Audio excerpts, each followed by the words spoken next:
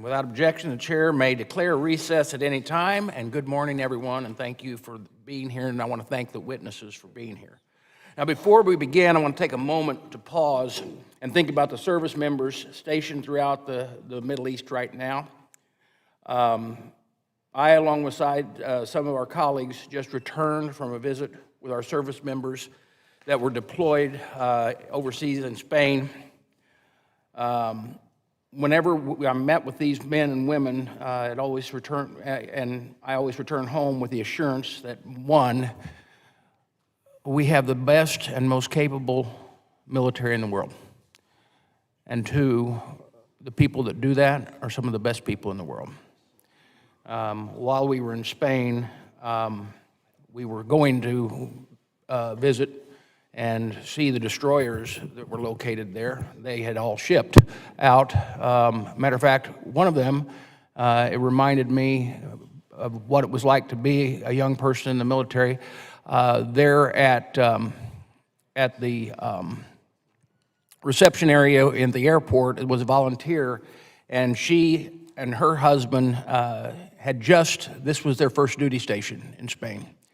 And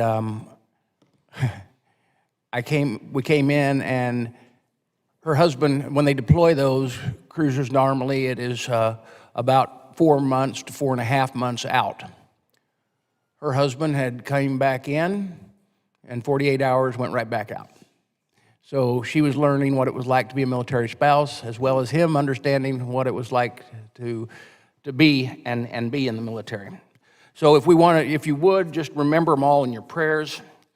And make sure that you ask for the Lord to keep them all safe, no matter what their duty is. But today we're going to focus on the importance of the TAP, our Transition Assistant Program, or TAP, and broader themes of service members' transition experience. A service member's transition begins during the last year of their active duty. During TAP, a service member is required to go to classes hosted by DOD, DOL, and VA. The goal of TAP is to set each service member up for success in civilian life, regardless of their role in the military. Now that means whether you're a young corporal or a 3-star general, TAP should offer the personalized assistance service members need to thrive.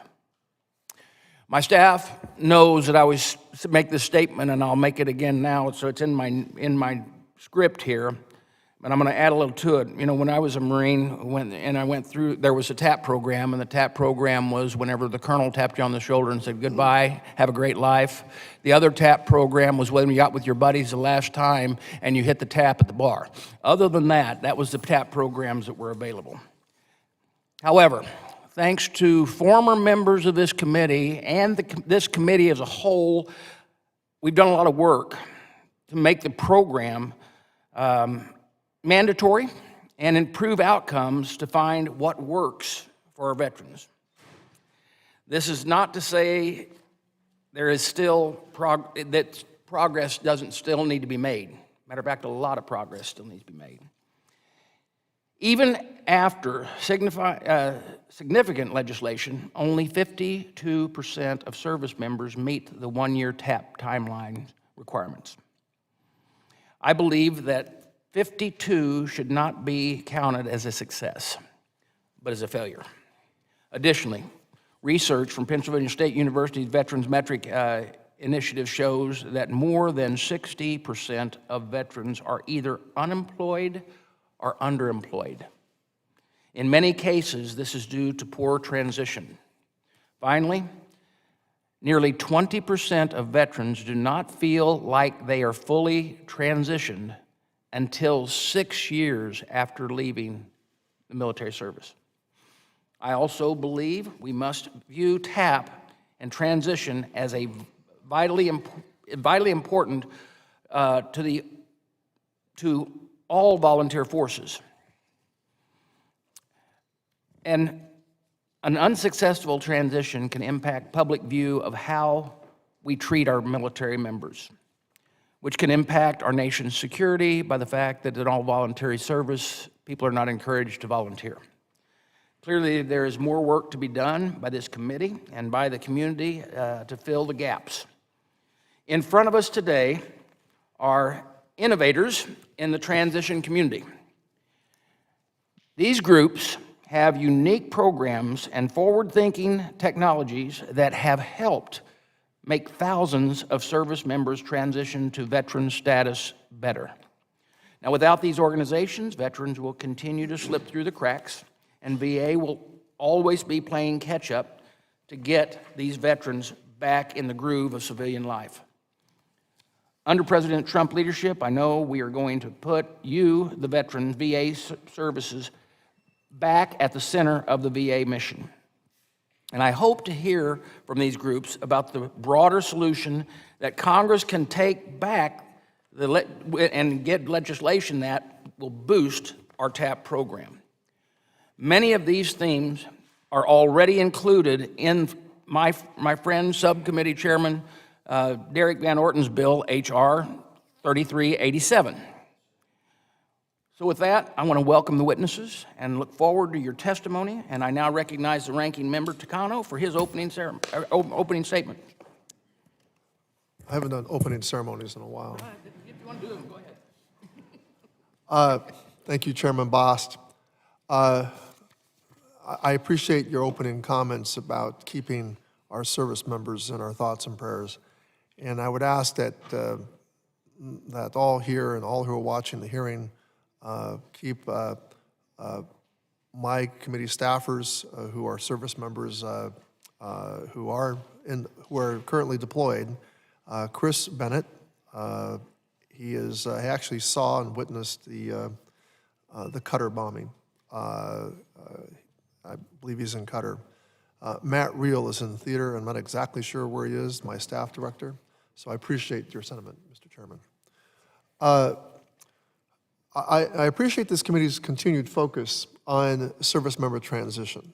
The period of transition is oftentimes the hardest period for veterans to navigate. This committee was the driving force behind the 2019 National Defense Authorization Act's improvements to the Transition Assistance Program, or TAP. The improvements included offering transitioning service members more tailored courses and information. However, much of that law is still not implemented, and many more improvements are needed to make sure veterans leave the military with a job, a plan for their education, or whatever resources they need for a smooth transition. Failure to do so can have catastrophic results. Studies continue to find correlations between difficulties in transition and suicides. The more difficulty a service member has during their transition period, the more likely they are to have suicidal ideations. If this administration is serious about reducing veteran suicide rates, it is critical we get the period of transition right. This committee has treated transition with the seriousness it deserves, having held 7 hearings at the subcommittee level or full committee level over the last 5 years. However, the Veterans Affairs Committee is only one part of the story, which also includes the Armed Services Committee, as well as the Department of Defense and Veterans Affairs. Over the same 5 years, our counterparts on the House Armed Services Committee have yet to hold a similar hearing. However, because of where transition was originally written into federal code, our committee only has secondary referral and jurisdiction of this topic. As we see from the witnesses before us, none of the federal agencies responsible for a transition is before us. In fact, I asked that the Secretary of Defense or his designee to testify before us today. But last week, the Department of Defense abruptly refused to participate in this hearing after previously committing to appear. This cancellation came just days after Secretary Collins and Secretary Hegseth signed a memorandum of understanding titled Strengthening Our Partnership to Those Who Serve, a memo that was not provided to the committee, but rather we received from our VSO partners. Mr. Chairman, I ask unanimous consent that this MOU be included in the hearing record. Without objection. Now, this hearing would have been a perfect opportunity for DOD and VA to present to the committee how their proposal to collaborate on sharing healthcare resources will work, and to provide us with the details on how they plan to address VA enrollment during transition. Now, I've been working for years to pass my legislation, the eVest Act, which would charge VA healthcare enrollment from an opt-in, which would change VA healthcare enrollment from an opt-in process to an opt-out, meaning you're automatically enrolled in VA when you transition out of the military. Now, if the MOU is to be believed, the administration shares this view, and I'd like to hear more. It's just too bad they're not here. Finally, if DoD was here, we could learn how it plans to identify transitioning service members who may be at higher risk from mental health challenges. Now, it is impossible to mention DoD's absence and not think about the unconstitutional airstrikes in Iran ordered by President Trump over the weekend. Congress was not provided any justification for these strikes. Congress did not vote on an authorization of military force, and the public only learned about the strikes from the president's personally owned, failing niche social network website. This Congress is choosing to give up its responsibility as a co-equal branch of government, and that will have grave consequences. We are in the middle of an unprecedented constitutional crisis. There are no federal agencies here before us from which to demand accountability. What disservice are we doing to service members at this moment when they are called upon in this unprecedented and dangerous time? How can we respond to their transition needs as the economy continues to spiral and we face massive threats to the programs and services on which service members and veterans and their families depend? None of our agency partners found it worth their time to come today, and my Republican colleagues do not think it worthwhile to invite them. So where does that leave us? We are left holding a hearing on a legally mandated program that our committee lacks primary jurisdiction of. I appreciate the witnesses that are here today to share their work, but service members and veterans should not be left depending on charitable donations to foundations for their post-separation needs, nor should they depend on the for-profit industry to navigate their earned benefits. Unfortunately, the lack of participation of the Trump Department of Defense, the Trump Department of Labor, and the Trump VA is indicative of the goal of this administration: hollowing out federal agencies, firing workers, shifting responsibility of the mission of VA and DoD onto individual veterans, where nonprofit entities are squeezed and overwhelmed, and where claim sharks and scammers rush in to take advantage. Now, this is unacceptable, and this committee should not stand by and accept playing second fiddle on this issue. And we certainly shouldn't accept a hearing on a federal program without the responsible federal agencies being present. Failures at transition become responsibilities for VA, VSOs, and other stakeholders. And solving a crisis is always more expensive and less successful than preventing one. For example, preventing homelessness with supportive housing costs 1/3 of what it does to house a chronically homeless person. Investing in quality education instead of allowing for-profit predatory schools to recruit veterans would save the federal government and veterans billions of dollars in wasted GI Bill benefits. Translating career skills gained during military service into quality employment would save tens of millions of dollars in unemployment benefits paid by the Department of Defense. Now, these are goals I believe every member of this committee agrees with. So I put it to my colleagues: does this committee deserve better than being ignored by DoD? Does this committee deserve better than being ignored by DoD on such a critical issue like transition? Mr. Chairman, DoD's absence is unacceptable, and I ask you to join me in delivering that message. I also ask you to join me in petitioning our respective leadership about updating House rules to put the responsibility of transition where it belongs, with the House Veterans Affairs Committee, our committee. And with that, I yield back. Before we go on to the witnesses, I want to say I find it funny now that the Republicans are in the White House. Suddenly there's a concern that the Secretary of Defense and the Department of Defense is not available for hearings. under Secretary Lloyd Austin, and the Biden administration, DOD, had the reputation of not showing up for hearings at all. If the ranking member did not have issue with the last Congress, I don't see the ranking member should have issue at this time. The Congress, under President Trump's leadership and the department, has already been to 2 economic opportunities subcommittee hearings. To me, that seems like a partisan exercise that wanted to get real with the answers from DOD and responding like that. I also find it surprising that the ranking member should bring up this, frankly, when the Secretary right now has pretty big issues in the Middle East. We both agree that we need to pray for those men and women, because we talked about that. But I do also find it funny now that with the Republicans in the White House, suddenly there's a concern for our colleagues about how VA is being run. During the Obama administration, VA grew considerably, and this is not only from the number of veterans, but from the programs being created and reformed by the Congress and the administration. During those 8 years, the Obama administration dropped over 92,000 bombs in the Middle East. Now, after one strike to prevent an adversary from having nuclear weapons, some people in this room think VA should halt any changes to making the agency work better, or believe that VA needs additional bureaucracy. That's ridiculous. If there is a conflict in the Middle East, veterans will need VA working for them instead of bureaucracy more than ever. That is why over 75 million Americans elected President Trump.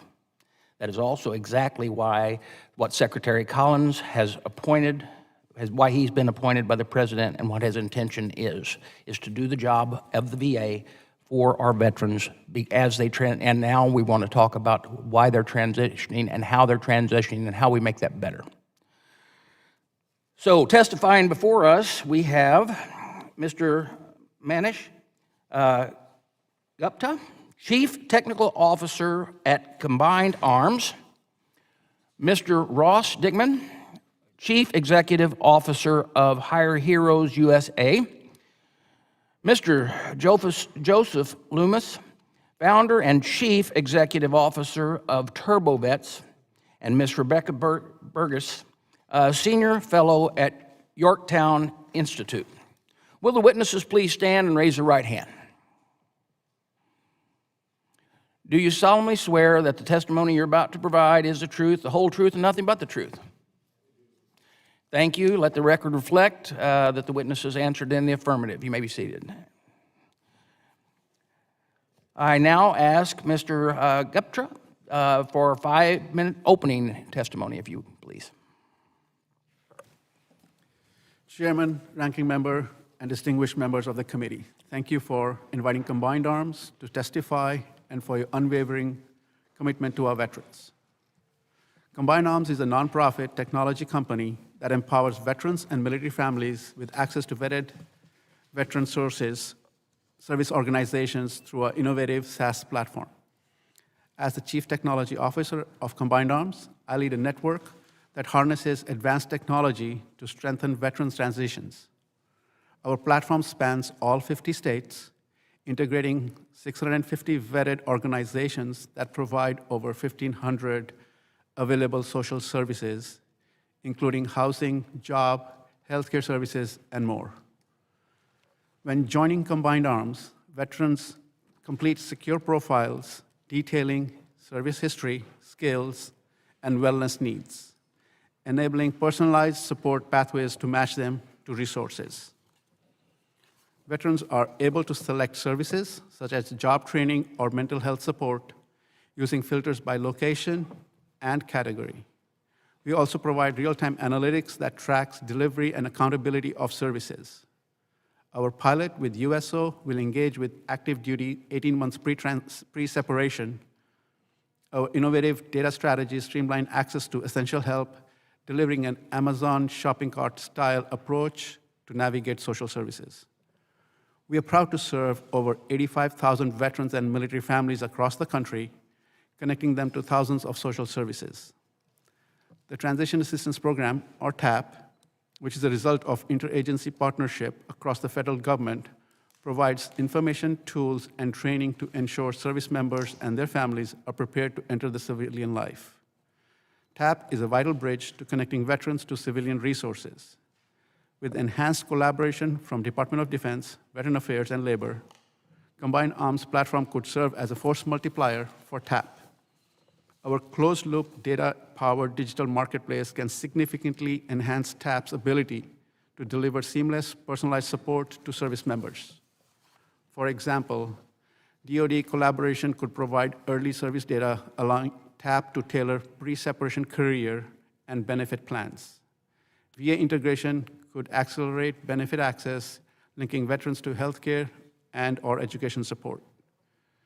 DOL partnerships could enhance job pipelines, integrating programs like SkillBridge to boost employment outcomes.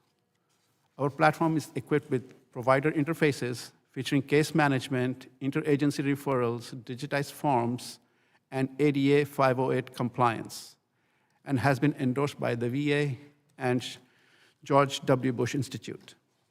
We recommend standardized VA liaisons, flexible policies for community innovations like mentorship and national community of practice.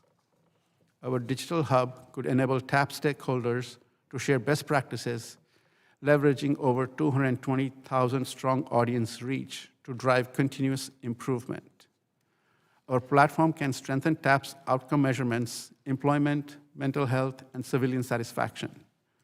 We provide advanced analytics, which facilitate over 14,000 careers placements since 2020, and layer client data with public metrics to generate county-level heat maps, identifying service gaps in rural or unserved areas.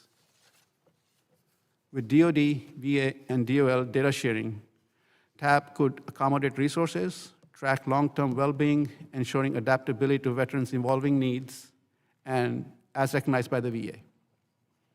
These analytics empower data-driven decisions, optimizing TAP's effectiveness across diverse veteran communities.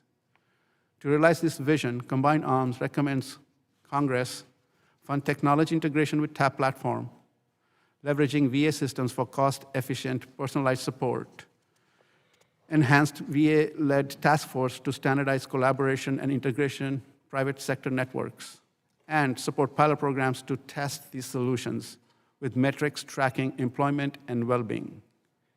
In conclusion, with robust DoD, VA, and DOL collaboration, Combined Arms platforms could serve as a force multiplier for TAP, revolutionizing veteran transitions through technology.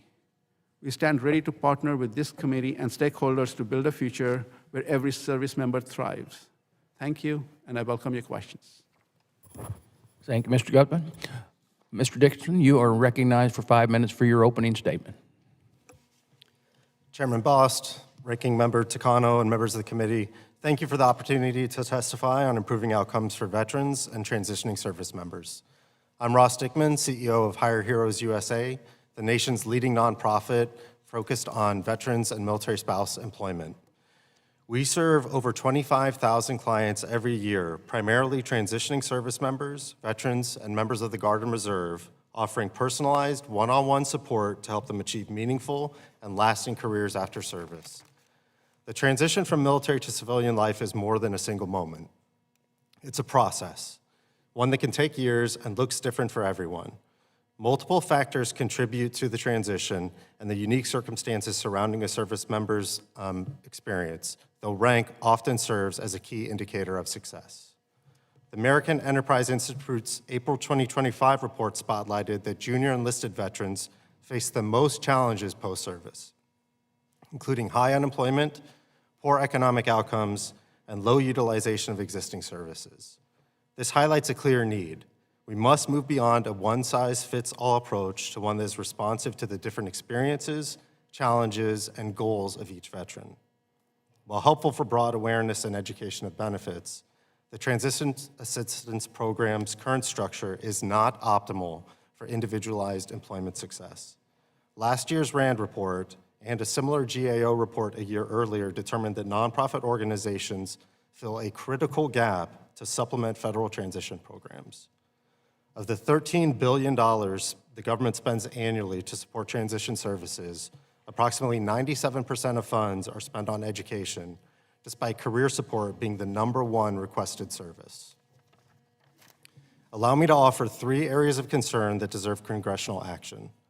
First, outcomes must matter more than outputs. Success cannot be measured solely by TAP course completion or number of attendees. Many veterans are underemployed in roles that don't reflect their skills, experience, or leadership potential. 61% of veterans report underemployment 3 years post-separation, and that number barely budges after 6 years. These numbers signal that we must redefine a successful transition experience. Second, skills-based hiring must be elevated and incentivized. Many veterans possess advanced experience and leadership capabilities that don't align with traditional degree requirements, but make them highly competitive and qualified for in-demand roles. At Hire Heroes USA, we help veterans articulate and validate these transferable skills to employers. But broader adoption of skills-based practices, supported by federal incentives, could dramatically increase access to meaningful employment. Third, public-private partnerships are successful and they work. Federal programs like TAP are foundational, but their structure limits the level of personalization. That's where nonprofits like ours come in. As an original partner of the Department of Labor's Employment Navigator and Partnership Program, Hire Heroes USA has delivered faster and more sustainable employment outcomes for thousands of veterans. These results are made possible by high-quality nonprofit partners who deliver these services at no cost to veterans and without compensation from the federal government. This model is not sustainable. Based on these concerns, we recommend the following to improve veteran transition to civilian life. First, we encourage Congress to prioritize individualized solutions and federal transition programs. Concerted efforts should be made to focus on service delivery during the 2 years immediately following separation from service and on the promising practice of skills-based hiring. Second, outcome measures must align in the public and private sectors. Metrics like underemployment, skills utilization, and long-term financial security must be part of the equation. Lastly, we urge Congress to incentivize long-term, sustainable participation of nonprofits in these programs through contractual agreements and competitive grants. Private organizations relying on philanthropic support have mitigated TAP's shortcomings, but declining resources jeopardize the private sector's continued sustainment of individualized employment programs.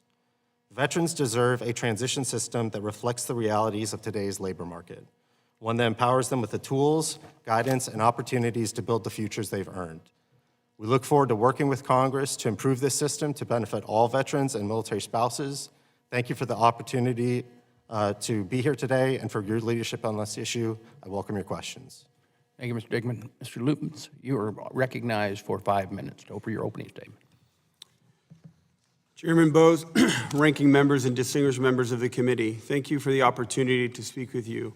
My name is Joseph Loomis. I'm the Navy veteran and the founder of TurboVets and CEO, a veteran-focused technology company committed to improving how service members and veterans apply and access all their benefits and services at no cost for the entirety of their lives. Over the past 20 years, I've led innovation in cybersecurity, advanced technology, building companies that solve complex problems and challenges, including systems integrations in many of the agencies. At TurboVets, our mission is to close the gap between policy and technology, ensuring that service members as well as veterans experience a streamlined, supportive, successful transition from civilian into civilian life beyond and life beyond service. The current transition assistance program is obviously outdated and insufficient in addressing actual needs of the dynamics of a service member. Despite the efforts of dedicated agencies, the structure often leaves military service members without clarity, relevant instruction, support, and resources. Like many veterans, I also experienced firsthand challenges in navigating the maze of the disconnected systems. The process felt like more death by PowerPoint, and the consequences are much more significant. Today, we are seeing a rising rates of unemployment, financial hardship, mental health crisis, increased homelessness, as well as in the veteran community. Most concerning of all, we continue to lose more than 6,000 veterans to suicide each year. This is not just a number, it's a call in action to why my team and I started TurboVets, a problem that we're solving today with the Department of Veteran Affairs and the Department of Defense. TAP can be and must be reimaged into a long-term personalized journey rooted in the trust and capability and support The transformation requires public-private partnership that integrates both technology at every stage of the service member's transition process, but it also is more than just briefings. It's more than just learning and continuous statements that are made by command leadership. It's tailored tools and podcasts, relevant video instruction, personal mentorship, transparency, and real-time products. We must envision a secure, centralized platform, a true one-stop that is similar to the evolution of technology today. A system that allows online resumes, job building, connections to nonprofits like my witnesses here today. The platform must seamlessly integrate into government systems with providing real-time data, automating eligibility verifications, eliminating fraud, protecting veterans from claim sharks and other organizations leveraging their benefits unbeknownst to their eligibility. The vision is the foundation upon what we built TurboVets. It's a veteran-led team. We use AI, automation, system integrations from our previous experiences in building companies. We were partnered with the agencies in order to solve this problem together. Technology can no longer be a luxury anymore. It's a necessity to integrate and exist in the world today. My team and I, as well as my fellow Americans, owe our veterans not just gratitude, but effective modern solutions that deliver meaningful outcomes. It's our duty to serve for those who served us, and I've committed my life to partnering government agencies to fulfill this responsibility. I'm confident that with the leadership of the VA and DoD and a collaboration with TurboVets, we will build that outcome and success we seek today. Thank you for the opportunity to share this vision. I look forward to working ahead and the chance to take anyone's questions.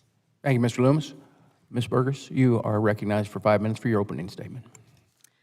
Chairman Bost, Ranking Member Takano, and distinguished members of this committee. For 250 years, every branch of the U.S. Armed Forces has had one consistent output, the military veteran. And yet for 250 years, our nation has never articulated a national veteran strategy. Not even when we returned to our voluntary service roots in 1973 did we recognize the importance of the well-transitioned veteran for the sustained success of the AVF. This failure to ask what it might take societally to sustain a volunteer professional military is rooted in the failure to understand there is a life cycle to military recruitment that both begins and ends with the veteran. The veteran is the unacknowledged but permanent ambassador of national service. How we treat them, talk about them, legislate about them directly relates to how society conceptualizes military service. Perhaps we come to this failure honestly. We have separated our Department of Defense from our Department of Veteran Affairs. That physical, structural breaking apart has resulted in a mental breaking apart, especially among those employed in the Defense Department, treating soldiers as national security concerns, but veterans as vanishing into the ether of someone else's domestic policy concern. Our first need, then, is to recognize that any failed reintegration of a veteran is a discouragement against joining the Army, Navy, Marine Corps, Air Force, Space Force, or Coast Guard. Every successful reintegration is equally an incentive to join. The several service branches and their secretaries and DoD at large must be brought to recognize that it has a vested interest in the successful reintegration of each veteran after their active or reserve duty is completed, and in the nation having a coherent, modernized, effective, and efficient suite of programs and services to make up that transition process. 2 concrete steps to take in this regard are to reestablish the Chairman's Office of Reintegration, thereby returning DoD leadership to the transition process while signaling to all stakeholders that transition outcomes are crucial to the sustainment of the AVF. Second, perhaps this step would finally trigger the Armed Services Committees of both House and Senate to hold joint hearings with those of Veterans Affairs. Around 200,000 service members exit the military every year, having access to some 45,000 registered nonprofit veteran service organizations, numerous VA benefits such as the post-9/11 GI Bill, DoD SkillBridge apprenticeship and immersive career programs, and corporate hiring initiatives. Most of these services and programs have come about haphazardly. The result is that the current institutional framework governing the scope of challenges affecting veterans remains far too disparate, reactive, and administratively marginalized. Survey after survey consistently reveals that the #1 source of stress and anxiety for veterans they themselves identify is about knowing where and how to navigate these benefits. We know that transition is both an event and a process, taking up to 10 years for some individuals. Generally speaking, the first 90 days are crucial, but the bulk of the reintegrating work occurs in the initial 2-year period after receiving one's DD2 and 4. Though significant numbers of at least post-9/11 veterans have felt that they were not entirely fully transitioned at even 6.5 years after service. The Veterans Metrics Initiative have identified 7 domains that are critical to success in transition: employment, education, finances, legal security, social connections, and physical and mental health.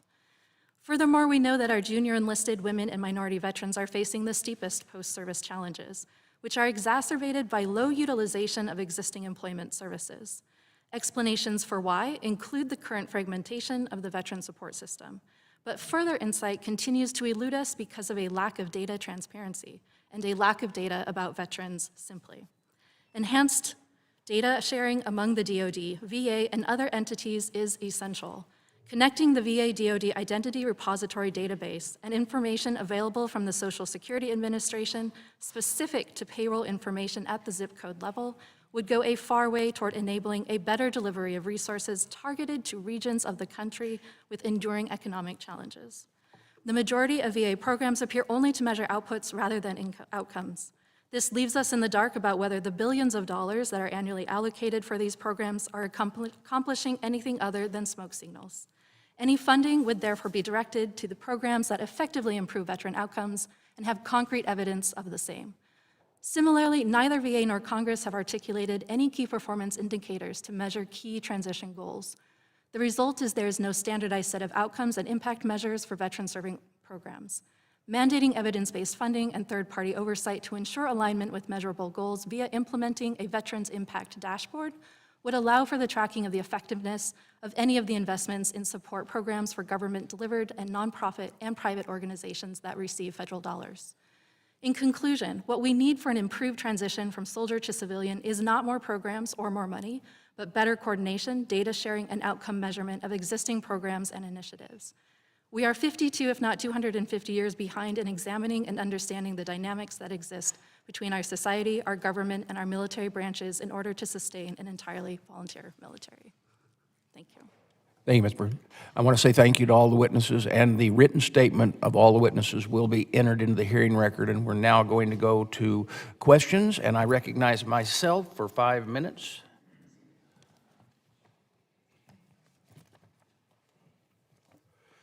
Mr. Gupta, Combined Arms has over 312 member organizations and has successfully made 85,000 military connections. What is the biggest gap you see from the TAP program that transition service members need from Combined Arms? Thank you for the question, sir. Combined Arms focus continues to be supporting the veterans and the military families. And part of the TAP's transition program, the biggest gap we have seen is the early intervention in making awareness of how nonprofits, programs like ours, platform like Combined Arms can support that transition into civilian life, translating their skills, experiences in a translatable civilian job profile manner, and helping them find the resources and services they need in a very unified, single open door policy where they don't have to think or worry what the next step of support structure might look like. So what feedback have you received from the companies that hire through Combined Arms? What do you hear from them that they need when hiring veterans? So veterans have identified the corporate structure lacks the awareness and the discipline to guide the transition to civilian in terms of translation of their benefits offered by the government and available to them through their GI bills. So that's the biggest gap in the overall administration on how they move forward and receive the resources and the care they need. Thank you. Ms. Burgess, in one of your articles, you discussed the broken veteran narrative. What can Congress do to reverse this narrative, and especially when it comes to transition? Thank you very much for that question. I believe that actually the tone of congressional legislation can help us nationally reverse that broken veteran narrative. So in other words, most of our legislation historically has always taken a kind of victim aspect, looking at the needs and the wants and the potential hurts of veterans. If we could flip that narrative where we are encasing the language in which we identify bills as veterans as social assets that need particular programs that will lift them up rather than social deficits, I think this could go a very large way towards changing the veteran narrative at that national level. I think the frustration that we see with this committee, and I've expressed it to other members many times from this committee, and that is the fact that we quite often always have to deal with, what are we going to do to get physically and mentally straightened out, painting a picture that all veterans are broken, and all veterans are not broken. They're the best employees that you could have. They're going to show up to work on time. Once you give them a mission set, they're going to accomplish that mission because that's what they're used to. And we need to focus, I think, more on that to make sure that people know and understand that. Do you agree? Absolutely, and if I could add, I think something we've not looked at nationally is to try and understand veteran transition. If it is about a 10-year process, how does that compare to the civilian transition from college and the identity that you create in college to those first years in the professional world? We all probably went through it. It was a very unsettling time. What is unique to the veteran, and what is unique just to young adults taking on a new identity and sense of purpose? Mr. Dickman, what challenges do junior enlisted veterans face during transition compared to officers? Thank you, Mr. Chairman, for that question. Junior enlisted service members face some of the largest barriers in terms of their relative perceived inexperience, their overwhelming lack of degrees. Most junior enlisted service members, almost a 20% differential from civilians, job seekers, don't have a bachelor's degree, which impacts them in their career search. They also struggle to connect through like a no wrong door policy into organizations that can help them with the right coaching to leverage the experience they do have them in the military and the skills that they do have that translate immediately to direct hiring action. When that's done well and that they are supported from someone that understands their experience, they do tend to use more services. Within our organization, they use about 2.7 services compared to other clients of ours. And they get hired very well using technical skills, but it takes time to help them translate that and find the right pathways. So are there other groups? I mean, obviously the difference between a junior enlisted and an officer, it's just maturity and everything like that. I'm someone who was in the military. Are there other unique areas of certain people coming out with different non-skill sets or whatever that we could look at? There certainly are, Mr. Chairman. I mean, we look at women veterans have unique struggles as well in terms of leveraging their experience and networks appropriately. We also see, and don't want to minimize the challenges that military spouses face in their career search and the impact that has on the sustainment of the service members' participation as an active duty service member. But junior enlisted, from our research, we've been doing this for 20 years as far as delivering service interventions. That's the group that has had the most consistent struggles in obtaining equitable employment after service. Thank you very much. My time has expired, and I now recognize the ranking member. Thank you. Thank you, Mr. Chairman. Mr. Chairman, in your rejoinder, in your remarks about the role of DOD, I just want to point out that I actually think you actually made my argument that DOD is not here. The argument is that they're busy, but even when they're not busy, DOD has not made transition services a priority, regardless of which party is in control. So, I would just submit to you that the energy and the bipartisanship behind ideas to move transition forward has come from this committee. And we shouldn't have to do it through the NDAA.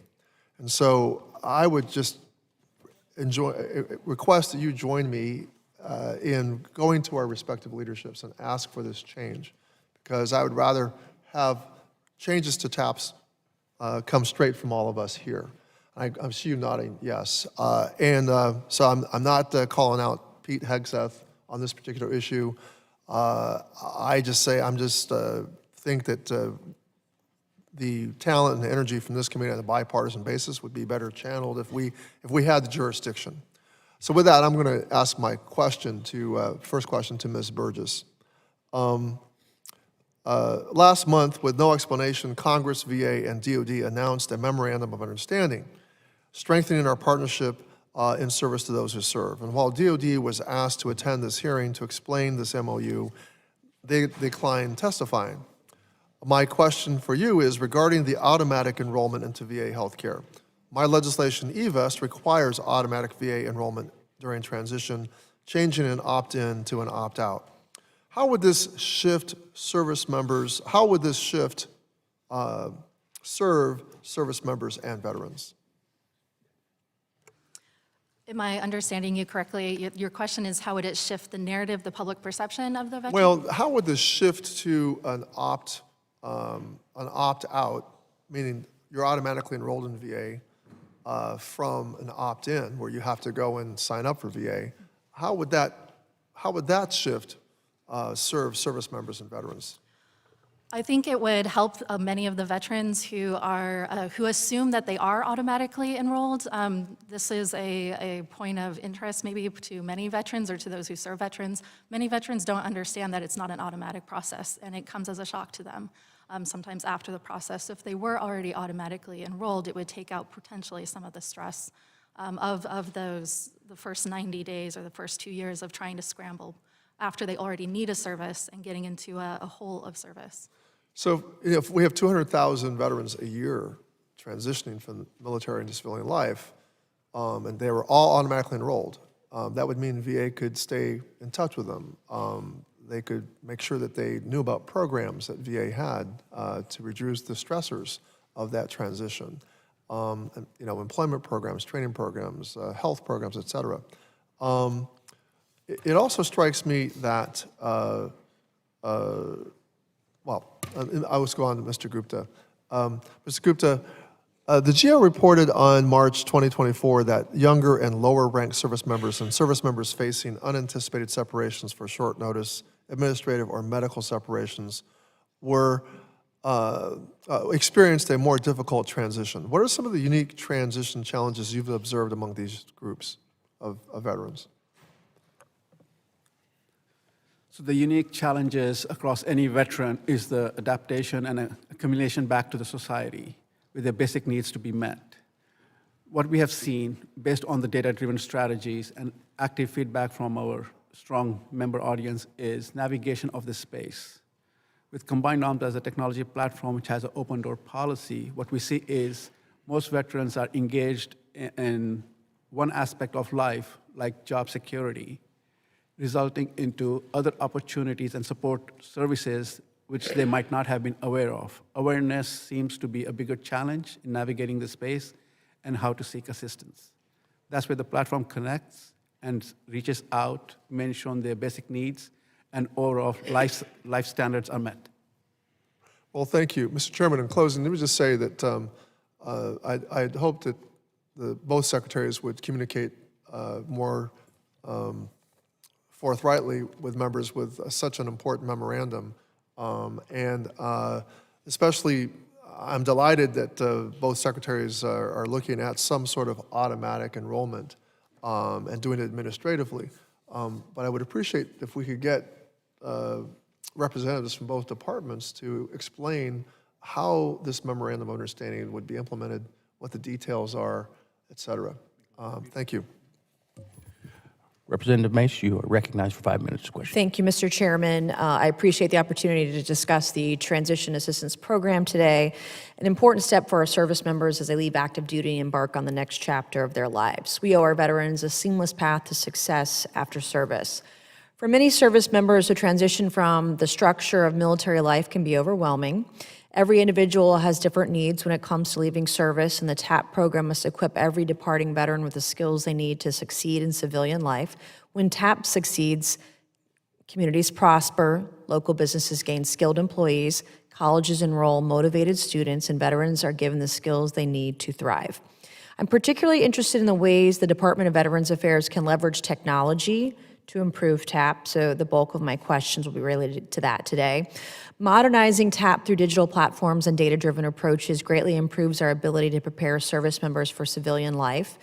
By embracing technology and streamlining processes, we can deliver personalized guidance earlier, monitor outcomes more effectively, and adapt quickly to evolving needs. A more connected TAP bridges gaps, simplifies access, and ensures every veteran completes this journey ready to succeed in their next role in life and civilian life. Private companies have played an important role in modernizing and improving the TAP process to better serve our veterans. So my first question is for you, Mr. Gupta.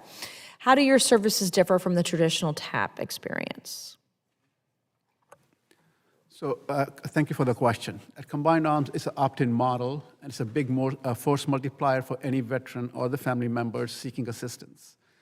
Like previously mentioned, we focus on the care and supporting, sustaining life, healthy, thriving models, regardless of your need. Using our technology, predictive and analytic data-driven approach, we analyze the patterns of a given veteran. Individualized care is provided based on the frequency of the resource needed or the amount of care needed for that individual scenario. Can you talk to a little bit about technology integration to the TAP program to leverage VA systems? Can you elaborate a little bit more on how that would work?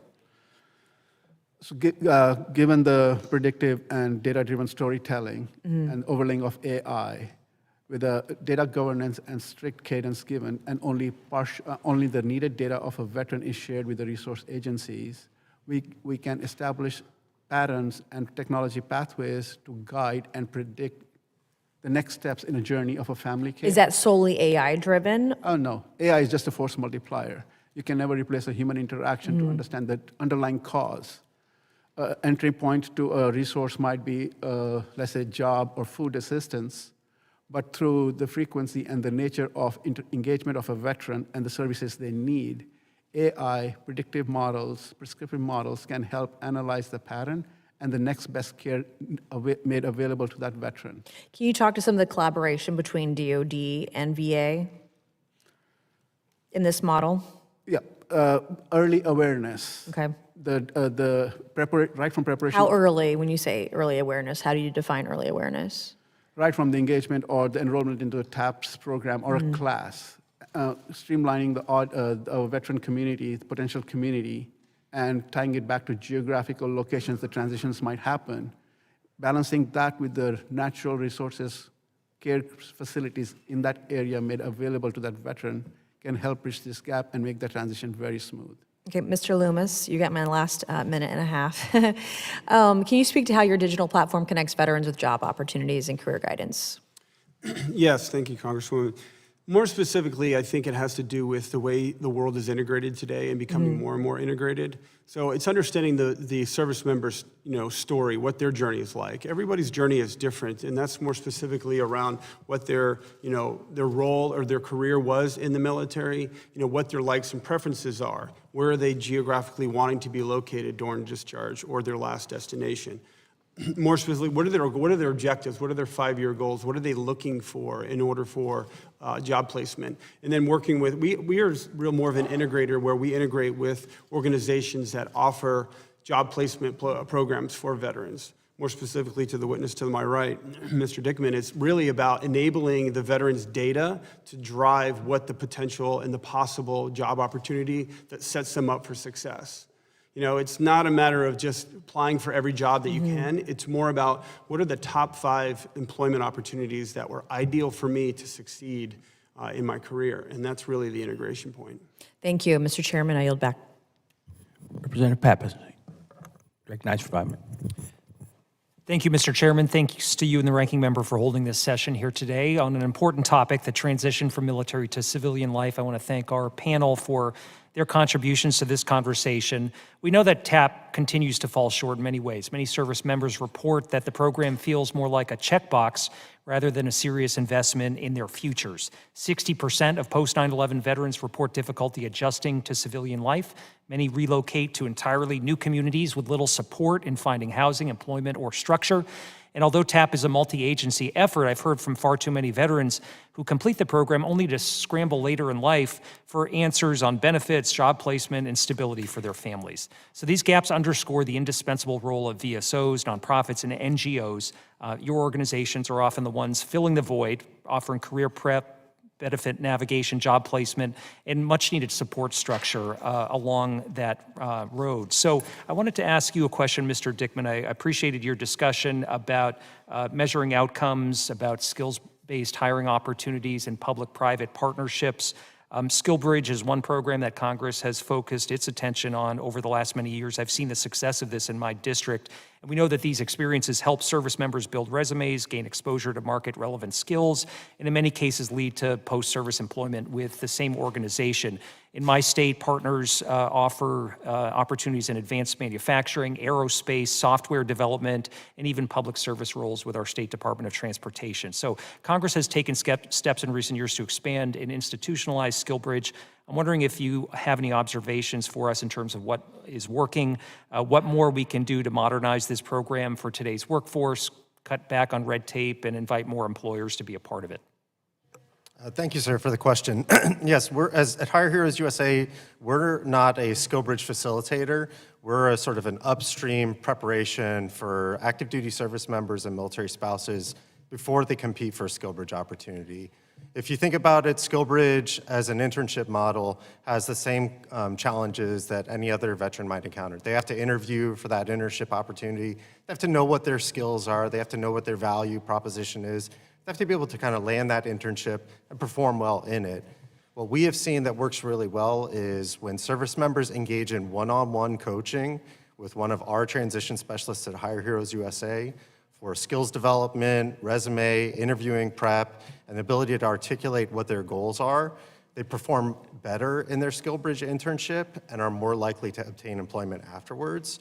So what I would encourage to improve that system is more upstream interventions that are aligned around a time-based sequence for what that service member might need to compete more effectively at that maximum point closer to their transition when they're eligible for SkillBridge. So understanding how to articulate and validate their skills in a way an employer would recognize and use those to make a hiring decision. That can happen upstream and doesn't need to happen right at the point of transition when everything's very stressful for a service member. I appreciate that, and I think that responds to the statistic you cited, 61% of veterans that report being underemployed once separated from military service. If I could go to you, Ms. Burgess, a question about just the mental health issue that you cited in your testimony. I'm wondering if you can provide any additional observations on gaps in the continuum of care from DOD to VA and what steps we should be taking to address those gaps. You talked about data sharing and coordination as important priorities. Any other observations you might have, I think, are incredibly helpful as we work to provide the best mental health support we can. Thank you very much, Congressman, for that question and the opportunity to elaborate a little bit on that. I think that one of the most difficult things for Congress when it comes to mental health of veterans is that you can't legislate hope, but you can legislate the things of hope. And I think the things of hope for the transitioning veteran are many of the things which all of my fellow panelists were speaking about today. Are there particular programs that are rooted in especially education, employment, legal services, financial well-being, but especially what the research continues to show, both in the US and recent studies out of Sweden and out of the UK, show that the sense of identity is the single most important element of the transitioning veteran. They're losing a very important identity, which is rooted in a very large sense of service and purpose. And so trying to enable them to return to refine that sense of purpose is what each of these programs should be helping them as one rung of the ladder to be able to do. So enabling them to connect with these different programs at their own level and as they need it, this is what gets to that 24/7 model of the technology, the importance of the technology rather than thinking about a job fair for the 21st century. Where does a 21-year-old or a 25-year-old go today? They talk to their buddy or they go online and do a Google search. So we need better immediate kind of touch points, SEOs, that enable that veteran to find the support services that they need and that come to them in a way rather than them having to go out to discover across the board what may or may not work, what may or may not be in that area. And as someone who has worked and has observed Combined Arms in the past, to me, this is a model that could be scaled because it brings to the veteran kind of a clearinghouse of here are all the programs that ask you the questions that you need, and you're able to input what you're looking for, and then it spits back out at you in unscientific language. Here are the different programs or government agencies that you could be connected with that could help you, and then it makes those appointments, helps you find those people. Thanks for your thoughts. I yield back. Dr. Miller, makes you recognized for 5 minutes. Thank you very much. I really want to thank Chairman Bost for having this extraordinarily important hearing. This is something that we hear about. And as a 24-year Army veteran who left the service, and to your point, Ms. Burgess, I actually left to pursue education, to go to medical school. So I had hope that there was a career pathway for me outside of the military. I think how we help assist active duty to go into the veteran space or into civilian life is extraordinarily important. There's a ton of questions I would love to ask, but I now have 4 minutes and 27 seconds. Mr. Gupta, the recently congressionally mandated report showed that 52% of veterans met the mandated 360-day timelines for TAP. Do you think service members would be more prepared for transition if there was accountability to actually get service members to TAP on time? Thank you for the question. The accountability translates in our mind is towards awareness and the benefits and education. It's not just a matter of just a class, one class and you're done. It's more of engagement and early enrollment and also outreach to the local community in terms of being readiness to accept that volume of veterans coming in. So it's a two-way street and has to be coordinated appropriately. Yeah, and our Governor Branstad did that with an initiative called Homestead Iowa. So we have communities all throughout that prepare to receive veterans and veteran spouses. In your testimony, you mentioned that combining technology integration into the TAP program to leverage VA systems would be beneficial. Can you elaborate on how this would practically work? Through the transition, the biggest challenge is adaptation and education and acceptance. And through technology, not only veterans who can be made aware of social services and community events or any kind of campaigns going on, but it's also important for the community to be aware of the veteran skill set coming in, the hardships they've gone through, and how do we translate a military life to a civilian life. So that partnership really helps. I'm going to follow up on that with Mr. Dickman. With over 100,000 successful hires, how does Hire Heroes USA, what do you do to find opportunities for veterans and help them stay employed? And do you track attrition rates? Thank you for the question, Congresswoman. And actually, probably as we're speaking today, we'll pass 110,000 unique service members and military spouses put into work through our program. The way we work on that is through a one-on-one personalized care model where a member of our staff is both their coach, their guide, and at times the uncomfortable truth teller that a service member might need to hear about how do they need to leverage their skills and apply in their job search. Running behind them in the back end that the veteran may or may not be aware of is a complicated series of both searches, placement activity, and employer engagement systems that are aligning that skill, experience, so that we're running searches in the background based on the experience and data that we have. We also then tap into forward-facing and more active searches, so webinars and engagements directly with employers, so they can build that connective tissue. We do track attrition, and we have seen that when placed well, veterans stay longer at employers and are promoted faster. But it's that first role that tends to be the most critical.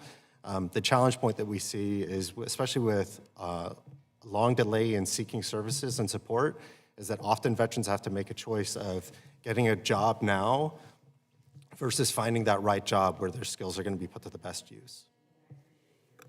Mentioning that nonprofits currently bear a lot of the burden of assisting veterans and transitioning service members.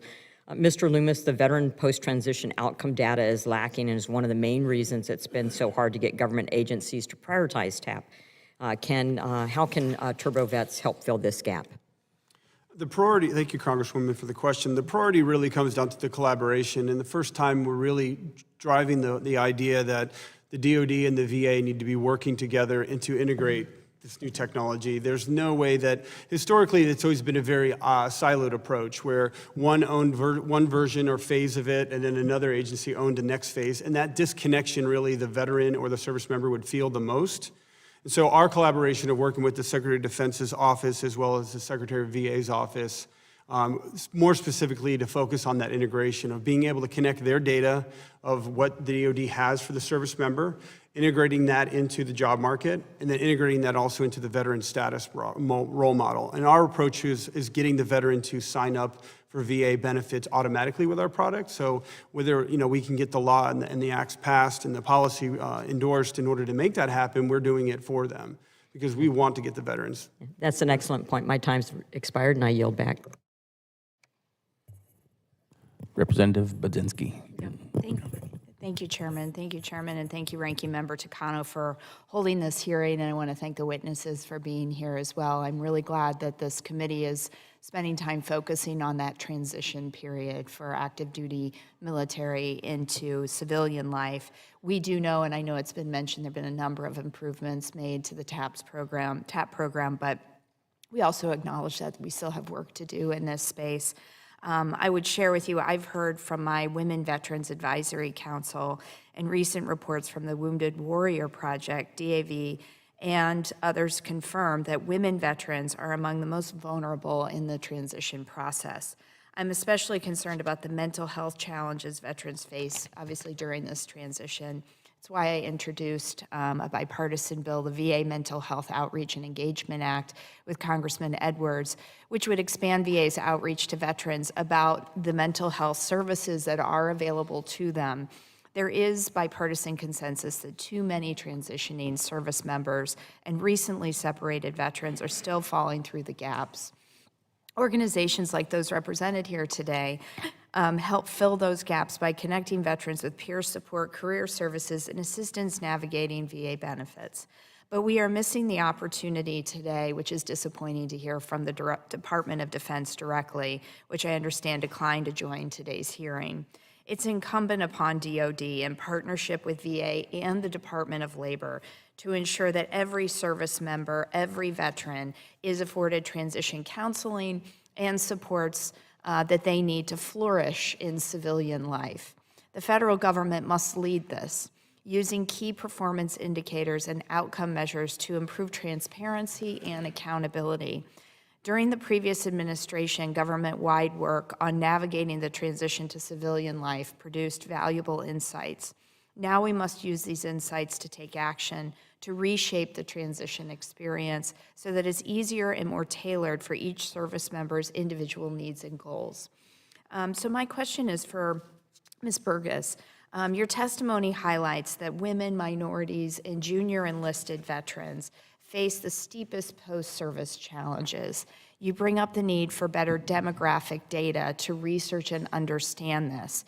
What would you recommend to reduce those gaps? And could you also speak to what key performance indicators would you recommend to assess improvement?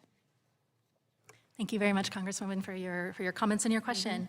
I think one of the most important things when it comes to women veterans, again, we suffer so much in this area from a lack of actual data or access to data for those of us who live in the research world and want to understand this, especially if you don't have a background in actual military service.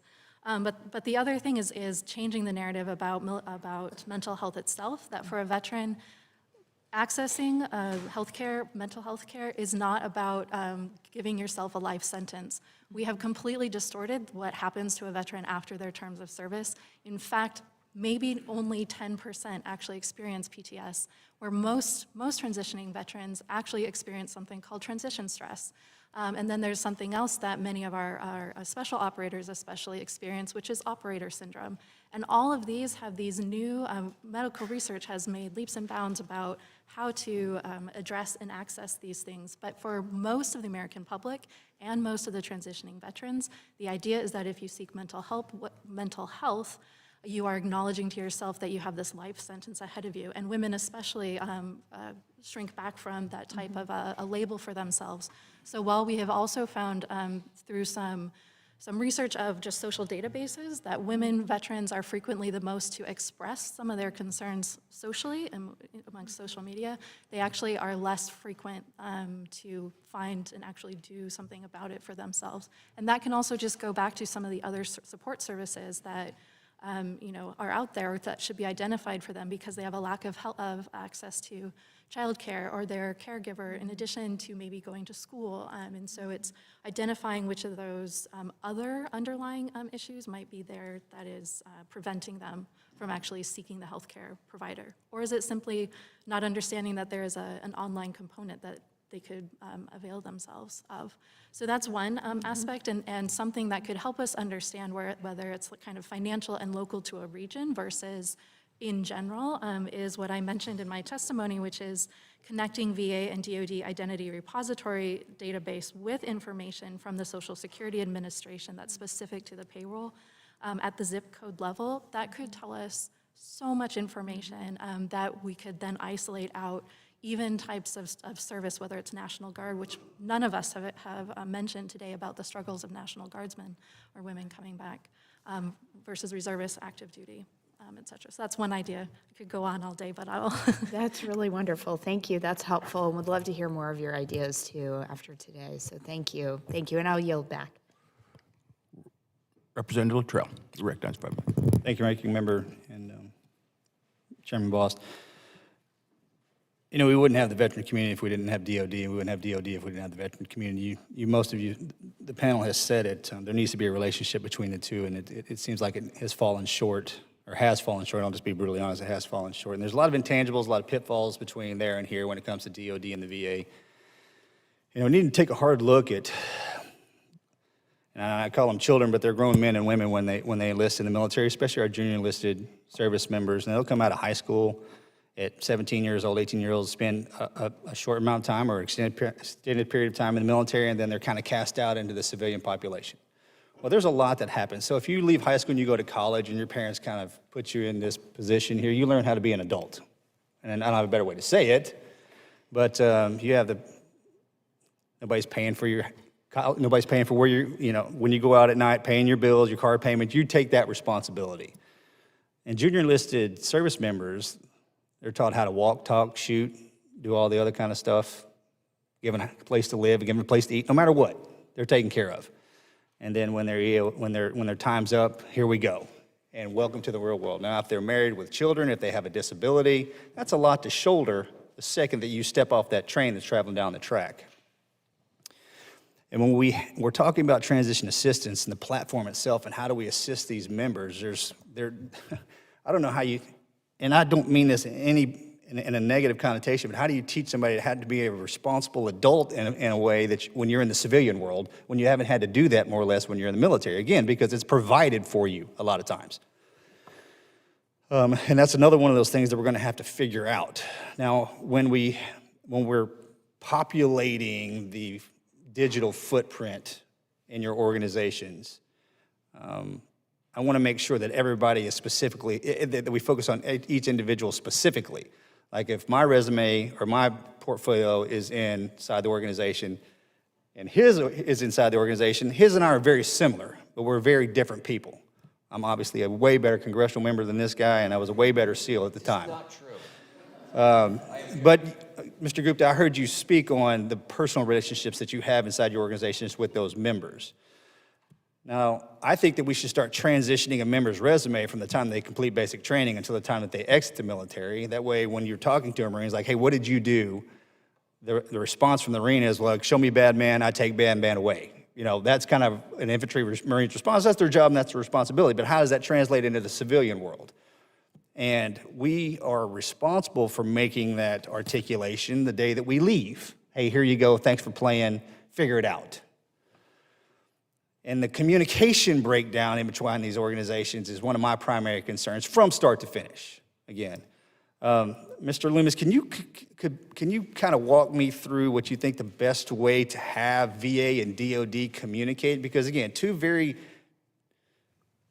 large organizations that live on different platforms, and this committee always runs into whomever we're speaking to, is like we don't talk to each other very well. But if we are creating a digital footprint to assist our veterans, how can that work? Thank you, Congressman. I think it goes back to your point about when people join the military and then having something that they can build a relationship with along through their journey of military service, including their goal and their career goal aspirations while they're in the military. I do believe that the way that we're talking with the VA and the DoD right now is to build a ecosystem that essentially allows a service member to understand what benefits there are in the military and staying in the military, as well as the benefits of going into civilian life. I think that's not presented well when it comes to service members when they're going through TAP, including what pitfalls there are, what difficulties, what opportunities there are to retain certain talent to stay in the military. And I think the integration that's going on today between the DoD and the VA is more around the service member's journey. What is this service member doing? What are their goals, and can we match those goals? Can the DoD aid in keeping that service member enlisted to join and achieve their goals? If they cannot, then what can the VA do to help that service member achieve their goals? Whether it's a career in technology, whether it's owning your own business, going through the vocational readiness program. So I think it's more about the way that the data is shared. Right, the DoD does not share data with the VA very well, including the service member. They don't get their DoD data very easily. I think that the way that the data connectivity is with working with our platform is to build that. And the service member has their data with them 24/7, 365, from the day they join the military to the day they transition to the day that they need any kind of benefits. Thank you, Mr. Chairman. I yield back. Representative Brownlee. Thank you, Mr. Chairman, and thank you to each of you for what you do for our nation's veterans. I'm not sure what our system would look like without you, so I am very, very grateful. Ms. Burgess, I appreciate how in your testimony you described the role veterans play as the unacknowledged but permanent ambassador of national service, and how they are treated after service can have a big impact on public perception and recruitment for our country's all-volunteer force. Clearly, high-quality health care is a solemn promise that we make to our nation's veterans, and that's certainly why the VA benefits and service brief during the TAP course is required and so consequential for transitioning service members. Mr. Chairman, I'd like to ask unanimous consent to enter into the record an article from The Guardian published on June 18th, 2025, titled "VA Hospitals Remove Politics and Marital Status from Guidelines Protecting Patients from Discrimination." Without objection. Are you familiar, Ms. Burgess, with the new medical staff bylaws language discussed in this article that eliminates the requirement for healthcare professionals to care for veterans regardless of their politics and marital status? Unfortunately, I haven't kept up quite on that aspect of. Okay, all right. Assuming that it's true, and it is true, that the VA has changed the bylaws in their language that would allow the VA medical professionals the bylaws at least eliminate the requirement for healthcare professionals to care for veterans regardless of politics and marital status. So what that really means is, it could be that individual providers could now decline care for patients based on their personal characteristics or their marital status, and that would not be protected under the law. So do you think a change like that should be brought to service members' attention during the TAP program, during the VA benefit and service brief? I think one of the difficulties is when they're in those TAP programs, they feel so inundated by information that it goes in one ear, out one ear, and they don't remember any of those particulars. So I would like to say, while in theory, maybe, when else would they understand that or be presented with it? But in reality, they're not going, that will be so far down on their list of concerns, outside of a few, where their lifestyles might have them particularly attuned to that type of issue. Well, I think probably the more important question is, what do you think the impact will be on perception and recruitment if members leaving the service, transitioning to be in veteran status, now learns that they could be discriminated against based on their marital status or their political beliefs by medical professionals within the VA? I think, again, that will vary by kind of subsets of culture in the military. Many of those who might be already concerned about those questions might never think about joining the military in the first place because they might see it as not conducive. Do you think they have the right to know and understand that they may be denied care? Well, sure, we all have, every American should understand their rights in terms of accessing health care. I do think, though, on the healthcare side, I'll yield. Okay. All right. Well, Mr. Chairman, I bring this up because I find that this policy is really outrageous, and it's a concern. I mean, it's not just, their political views in one direction or the other. It doesn't matter in terms of what your political views are, but if a medical professional believes and doesn't like that political view, he or she can deny care. Simple as that.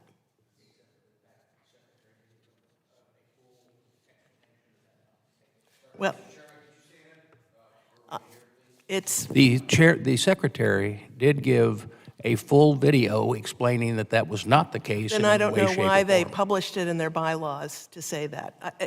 Just telling you what the other I think it's consistent with the Trump administration, that they're inconsistent in their messages. So I will just leave it at that, and I will, well, it looks like my time is up, but I will leave it at that. And again, I am very, very concerned that our nation's veterans could be denied care based on their political beliefs and/or their marital status. And I will yield back. Representative King-Hines, you are recognized for 5 minutes. Thank you, Mr. Chairman, and thank you, Ranking Member, and thank you to all of you for being here today. I just wanted to see what the interplay is with regards to your organizations. Are you in some sort of a database or a data bank where a vet, for example, can, going to your point about a la carte services, is there a one-stop shop or a site where if I was a vet and I was looking for different options or different services that are available through nonprofits, is there a site that I can go where I can pull that information or resource? Thank you for that question. So at Combined Arms, we have a very vigorous vetting process for all the VSOs. It's at no charge to the veteran, and the organizations will never charge the veteran. Through full transparency and an open door policy, a veteran coming in can reach out to any organization, seek any resource, and the agencies are under Combined Arms agreement to help them to the best they can and forward on the veteran to other agencies without them having to search and start all over again. Okay. Did you want to Thank you, Representative, for the question.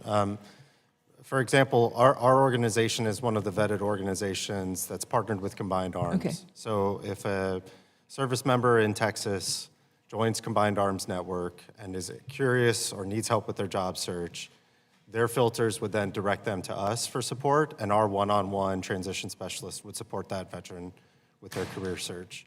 But we're only an employment service delivery organization, so we carry a network of about 1,600 referral partners who serve other need areas, such as housing or financial insecurity, food insecurity, any other area that we have also vetted and will refer them to. There's a variety of open source websites that attempt to serve as sort of a catch-all index of veteran service organizations, but with about 45,000 out there, the closest are probably some of the more tailored lists that stick to the top 100 or 200. Do you service places outside of the continental United States, like the territories? I'm from the Northern Marianas, where access to services is very limited, and so is there an opportunity to be able to provide folks with the resources that you currently provide, whether through online platforms or whatever other mediums? Thank you, Representative. Yes, at Hire Heroes USA, we serve any veteran, any service member, any military spouse. It doesn't matter when they served, how long they served, what rank, the constitution of their service, or where they live. So any member of your constituency, as long as they served one day in uniform or were married or partnered with a service member, is eligible for our services, all through our web-based platform, and then our online coaching is a distributed and remote model. Okay. And just to add to that, currently at Combined Arms, we do have active veteran and military family profiles leveraging the platform from Union territories and other states, Puerto Rico, Guam, equally. Okay, great. And all services are available either regionally or at national level to them. Okay, that's good to hear. did you want to chime in? Yes, ma'am. And more specifically, we want to talk about what our focus is, unlike the witnesses here, is to really how benefits application process and management goes. So we're more on the benefits and application process for all benefits across all different services. So it could be disability, vocational readiness, GI Bill, healthcare, even active duty service members wanting a VA loan. We're working on automating the VA loan to lower costs to the service members, as well, being very disruptive of how all benefits operate on a single unified platform. And while we handle all the technology of benefits management, when it comes to services and support nonprofits, integrations like working with Hire Heroes or Combined Arms, which we're in conversations with, is to elevate that. There's too much repetition in the nonprofit and services community. I quite frankly think it should be combined in order to remove the redundancy and combine really do a force multiplier. But I also think that, when it comes to recruitment and how to service members have access to services that they don't even know they have. Like when you're active duty, there's education benefits that you can do for continuing education that most service members don't know they have. And so that is the benefit of putting all the benefits on one unified platform that we're building. All right. Well, I'm going to yield the balance of my time. Dr. Conaway, you are recognized for 5 minutes. Thank you, Mr. Chairman. I have listening intently, and I guess where I would start with Ms. Burgess. Do you have a thought or an opinion about how the year-long educational process on the transition of veterans from the service works? The data that they provided to us suggests that, and I guess despite this long transition education, there is appallingly low uptake of completion of those services. Do you have thoughts about how we want to change that process to raise the number of veterans transitioning from the service actually complete the training so that they can successfully transition from the service? Yes, thank you for the question. Though I'm not a specialist in all of the nitty-gritty of all the top ins and outs, I would say, one, there's a radical solution that I would love to put on the table, which is to think of the end of service with a 30-day leave. So you don't just say that you're going to exit the service and then be gone and then leave, be in uniform one day and out. You have 30 days in which you could really get through each one of those aspects of reintegrating into civilian service, as in try and figure out where you're going to live, where the jobs are that you want to be, et cetera.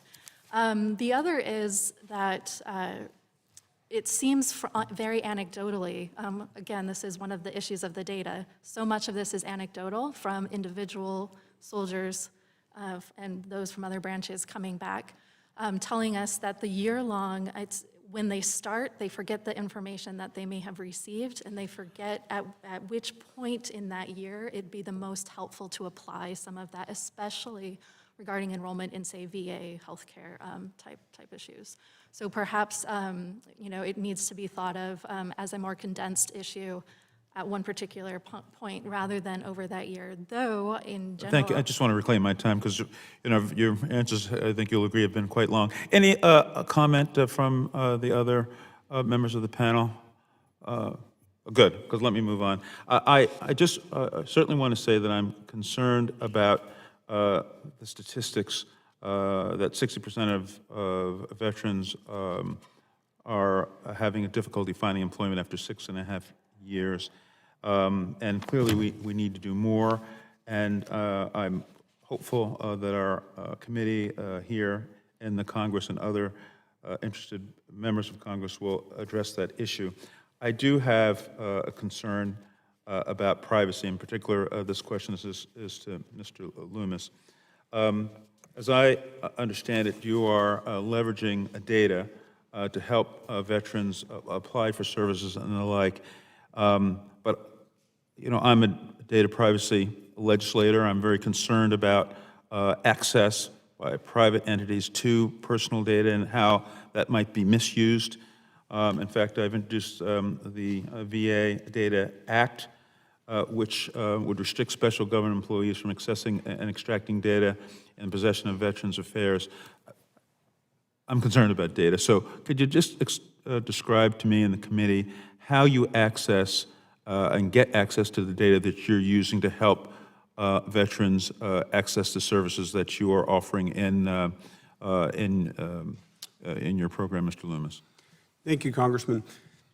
So the data access is through technology. It's through secure communication between the VA database systems and our database systems. That's done through a program called Lighthouse. It's a Lighthouse team that goes through a rigorous program of terms of service, what is used with that data. The data is never used, it's never repopulated, there's no advertising of the data, it's never sold to any organization. So the veteran owns their own data.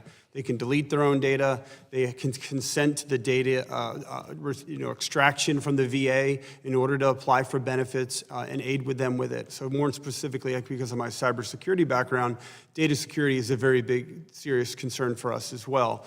More importantly, we're working on hosting the platform inside of the federal ramp, which is the government cloud, so that this data is not out in the commercial marketplace. It's in a protected environment behind the government infrastructure, so that government systems can securely communicate to each other. Thank you. Thank you, Mr. Chairman. I'll yield back. Thank you, Mr. Representative Van Orton. Thank you, Mr. Chairman. Unfortunately, I've got a bunch of stuff I want to ask, but I got to counter what my Democrat colleagues have been saying. This is an email from the VA that directly disputes that bullshit article from The Guardian. I'm sorry for using that profanity, sir. I want this I'd like this entered into the record. What Ms. Brownlee, who I respect tremendously, Without objection. said is an absolute flat-out lie, and we're not going to take that. When my Democrat colleagues decide to lie like that, it makes people not want to go to the VA, and that increases the risk of suicide, and that's unacceptable. My Democrat colleagues also have seemed to rail against President Trump deciding to take out the Iranian nuclear problem. I don't recall any of them, and many of which were in Congress when President Obama executed 4 American citizens with drone strikes. So enough is enough. We should not politicize this. I am the chairman of the subcommittee for EO. I'd like to thank Chase, Holly, and Allie. They are my subcommittee staff. So I take personal responsibility for the TAP program. I don't mean them, I don't mean this committee, I mean me. The DOD has testified twice in front of my subcommittee, so maybe they don't like the folks on the other side of the aisle, but they've been here and they've showed up, and I appreciate that tremendously. I got to ask some very pointed questions. Mr. Gupta, how much money do you receive from the federal government for your programs? I'm sorry, I don't have that information top of my hand, but we can get back that to you. But you receive money from the federal government? We work at a state level. You do? Okay, good. Dickman, how about you? Thank you for the question, Mr. Congressman. It makes up the smallest portion of our total revenue. How much? It's about 5% for homeless veterans What does that mean? reservation program. How much is that? Give me a dollar. It's less than $700,000. Okay. How about you, Loomis? 0. We're a privately funded organization. Okay. Ms. Burgess? 0. Okay. Are you guys familiar with the Mighty Oaks Warrior Foundation? You are? Okay. They're the most successful program that has ever existed to prevent veteran suicide. They receive 0 money from the federal government. So the answer to my colleagues on the other side of this dais is not federal dollars. It's the application of will. And ma'am, you talked about hope. You want hope, you're going to find it in faith. You're not going to find it in a federal dollar. So I just want to bring us all down to 0 and understand that if in fact we have very, very successful programs that receive 0 money from the federal government, we should look at that. And we should apply those same things. So, Mr. Gupta, how many veterans do you serve? And we have over 85,000 veterans on the platform, sir. We Mr. Dickman? We serve 25,000 annually. Mr. Loomis, what are you looking to serve? Every veteran service member we're aimed to put on the platform for free of charge. Ms. Burgess? 18 million veterans alive, and all those coming. Okay, so are you guys familiar with the enlisted ladder? That is a program, it takes a person when they join the Navy to a 30-year career. What I would like to do, and if you're not doing this, you should, take that from the 30-year career into your entire lifetime. And I think that's very, it would be valorous if we were able to do that. So I'm looking forward to working with all of you guys in the future. And listen, I don't care if you're a private public thing, if you're a public thing or a private thing, I don't care. If you're helping our veterans, I'm with you. And on that note, I have 43 seconds. Will everybody here in the audience raise their hand if you're a veteran? All right, how many people went through the TAP program? How many people thought it was worth? Yeah, thanks. Well, Mr. Chairman, maybe I should resign because that's my failure. So I want to thank you all for coming here. And my office is always open for you cats. Jason, thanks for showing up, pal. And there's another frogman there too. So with that, I will yield back, sir. Mr. Chairman. Yes. Mr. Chairman, does the committee have rules on decorum and It does, and I was going to express my concern that decorum should be followed, and the rules are that way regardless how frustrated you are. And with that, Representative Ramirez, you're recognized for 5 minutes. Thank you, Chairman. This weekend, many of us watched appalled as the president launched an illegal and unauthorized attack on Iran that have put our country and our service members in harm's way. And he justified taking us to the brink of war with the same excuses his predecessors used to send service members to endless wars. This administration is fully committed to undermining our democracy, undermining our security and our safety through reckless disregard of the Constitution, irresponsible and unpredictable governance, dangerous and unaccountable decision-making. But the way he approached foreign affairs this weekend is not unlike how this administration has approached veterans care. You see, there's a pattern here. Reckless disregard of VA workers, 30% of whom are veterans, by the way, irresponsible and unpredictable rulemaking, dangerous and unaccountable empowerment of DOJ to make unproven changes across agencies.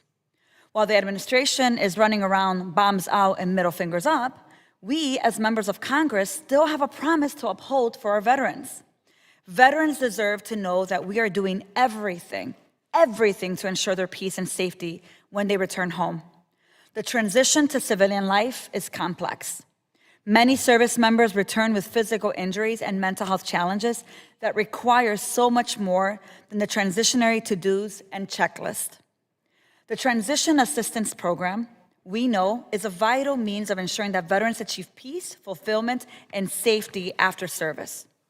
We know that from employment assistance to health services, housing support, and continued education, our veterans deserve an integrated education and streamlined, comprehensive approach to TAP that provides them with the resources and the supports that they need to succeed. It's why you're here.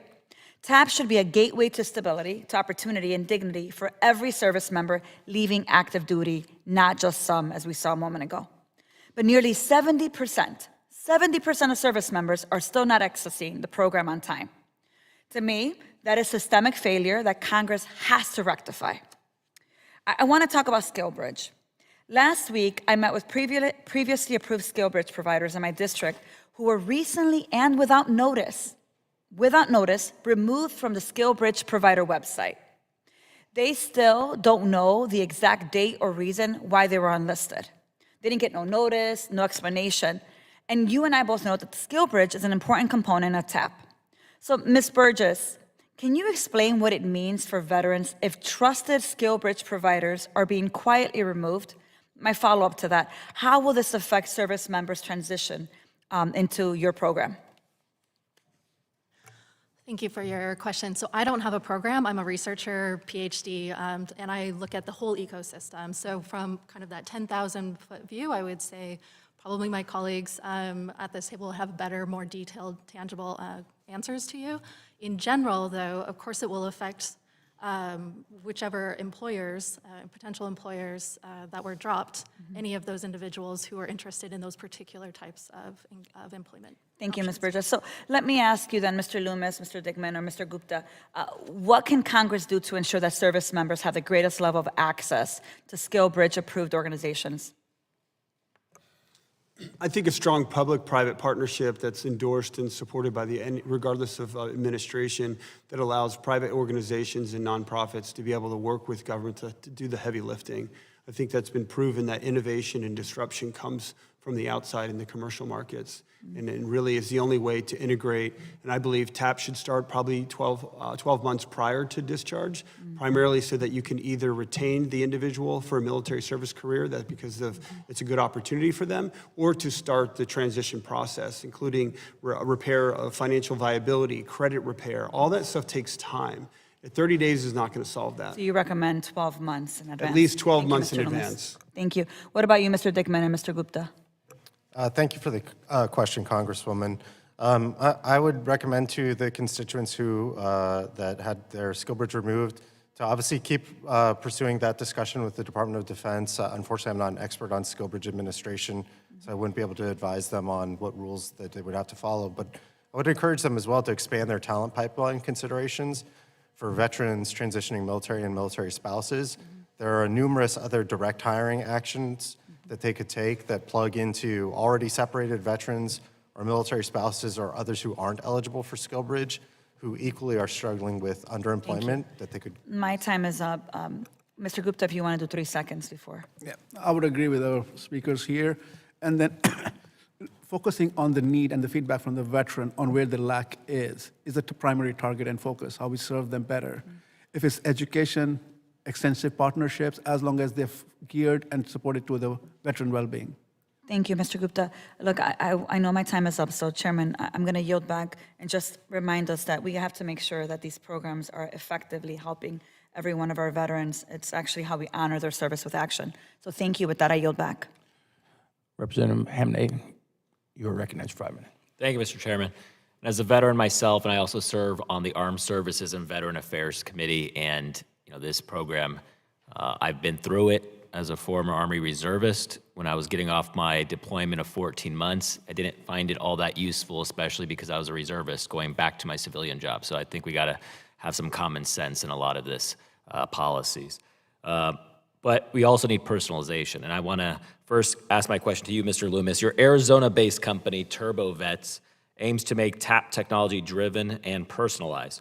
Now, one complaint I consistently hear is that the TAP program feels like a one-size-fits-all checkbox.